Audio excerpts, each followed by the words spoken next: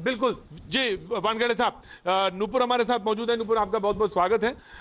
कुछ देर पहले हमारे पैनल पे जो तौसीफ साहब बैठे हैं, तौसीफ साहब ने कहा, एक बात कही कि बीजेपी की दुष्ट नीतियों के चलते, उन्होंने बहुत इलाबोरेट किया कि दुष्ट नीतियों के चलते ये इस बार पश्चिम बंगाल के जो परिणाम आएंगे वो इसकी ओर इशारा करेंगे। उन्होंने पोलराइजेशन की राजनीति करी, जिसका मुंहतोड़ जवाब इस बार पश्चिम बंगाल की जनता ने दिया है। नूपुर शर्मा, देखिए जी, मैं एक बात स्पष्ट करूंगी कि दुष्ट नीतियां उनकी हैं जिनको 6 बारी कलकत्ता उच्च न्यायालय ने भली भांति खींचा और कहा कि तुष्टीकरण की राजनीति ना कीजिए। दुष्ट नीतियां उनकी होती है जो आपकी आम जनता अगर एक लगा दे, जो एक कहूंगी मैं, किसी तरीके से आप अभद्र नहीं मान सकते, और आपके मुख्यमंत्री उतर के कहते हैं मैं तुम्हारी चमड़ी उधेड़ दूंगी। दुष्ट नीतियां वो होती हैं जिसमें बस बुआ भतीजा अपनी चिंता करे और बाकियों की ना करे। एक बुढ़िया माँ को बुरी तरीके से बेहाली से पीट पाट के शोभा मजुमदार जैसी माँ को मार दे और मुड़कर तक ना देखे। कृपया करके तौसीफ जी अब है नहीं शायद इस डिबेट पे, वो हमें दुष्ट नीतियां ना समझाएं।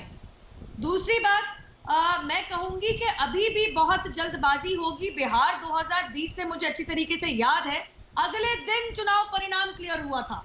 यहां तक कि दोपहर को 1-2 बजे तक तो लग रहा था कि भारतीय जनता पार्टी को महागठबंधन ने पीछे छोड़ दिया है। तो मैं इतना कहूंगी कि थोड़ा रुकने की जरूरत है। मुझे पता चल रहा है कि 80 सीटों में डिफरेंस टीएमसी और बीजेपी के अंदर अंतर केवल 1000 से कम वोटों का है। तो और तीसरी बात मैं ये जरूर कहूंगी, बिल्कुल वेट कर लेना चाहिए, लेकिन मैं कुछ तस्वीरें दिखाना चाहूंगा। हाँ, उसी जी जी, हाँ बोल दीजिए, इंपॉर्टेंट है। आप कुछ, हाँ बोल दीजिए। प्रतीक जी, बहुत विचलित करने वाली बात है कि लोगों को कोरोना वायरस केवल भारतीय जनता पार्टी की रैलियों में दिखता है, कोरोना वायरस केवल भारतीय जनता पार्टी के किसी कार्यक्रम में दिखता है।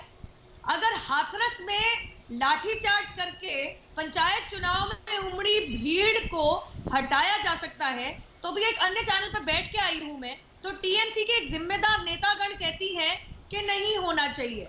आप लोग भी जो कल तक सुना रहे थे कि चुनाव आयोग एक साथ चुनाव कर ले, सारा का सारा कोरोना वायरस ये जनसैलाब और उमड़ी रैलियों में उमड़ी भीड़ की वजह से हो रहा है, वो अलग बात है कि आप अपनी रैली और चुनाव प्रचार कैरी ऑन कर रहे थे। आज आप लोग बंगाल के अंदर, जबकि आज अखबार में ये न्यूज आई है, खबर आई है कि बंगाल के संक्रमण का दर बहुत चिंताजनक करने वाला है। तो मैं पूछना चाहती हूँ टीएमसी से कि अगर हाथरस के अंदर लाठीचार्ज करके अगर आप भीड़ को हटा सकते हैं तो आप बंगाल में क्यों नहीं कर सकते? कुछ दृश्य दिखाना चाहूंगा। बिल्कुल, आपकी बात ले ली मैंने, आपकी बात ले ली। बिल्कुल तौसीफ साहब मौजूद हैं और बिल्कुल बोलेंगे, लेकिन तौसीफ साहब, आसनसोल का ये जो दृश्य है, ये आसनसोल का है। आसनसोल का ये दृश्य है जिसमें पुलिस रोक रही है और कार्यकर्ता सुनने को तैयार नहीं है। और पश्चिम बंगाल का जो दृश्य आपको दिखा रहे हैं, जबकि इलेक्शन कमीशन का स्पष्ट निर्देश कि कोई भी किसी भी तरह का कोई भी आयोजन या विजय जुलूस नहीं होगा। और यह आसनसोल का दृश्य कोरोना के मद्देनजर, उसके खतरे के मद्देनजर, उस विभीषिका को झेलता हुआ देश, उस पर ये चेहरे पर भी मास्क नहीं दिख रहा है। ये बहुत चिंता की बात है। ये वो पश्चिम बंगाल है जिसमें ताबड़तोड़ रैलियों को कई बार सवालिया निशान उन पर किया गया, और उसके बाद अब आलम यह है कि जैसे जैसे रुझान साफ हो रहे हैं, टीएमसी की तस्वीर साफ हो रही है कि वो एक बार फिर से सत्ता पर काबिज होने जा रही है रुझानों के मुताबिक, तो फिर समर्थक अपने आप को रोक नहीं पा रहे हैं। और लेकिन इस ना रोक पाने में वो कितनी बड़ी मुसीबत को चुनौती दे रहे हैं। तौसीफ साहब मौजूद हैं, तौसीफ साहब की ओर रुख करना चाहिए। तौसीफ साहब ना मानना कि इलेक्शन कमीशन के निर्देश को, ये तो अवमानना है।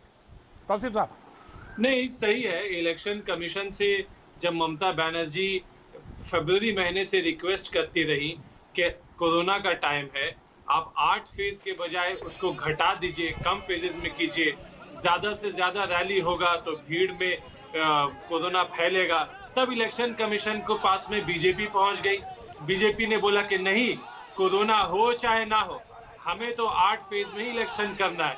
इलेक्शन कमीशन जो है बीजेपी की बात मान गई, क्योंकि इलेक्शन कमीशन को लगा कि जब बीजेपी के वर्कर आते हैं रैली में तो कोरोना नहीं फैलता है। तौसीफ खान जी, ठीक ये है, सोर्स बताइएगा कि बीजेपी के कहने पर इलेक्शन अपनी कमीशन सब कुछ कर रही थी, ये ऐसे ही आप सिर्फ कह देंगे और लोग मान लेंगे, ऐसा नहीं चलेगा। हम कालीघाट का रुख कर लेते हैं, हमारे साथ आशिका जुड़ी हुई है। आशिका, ये तस्वीरें आसनसोल की और साथ ही कालीघाट से भी जो आप तस्वीरें दिखा रही हैं वो वाकई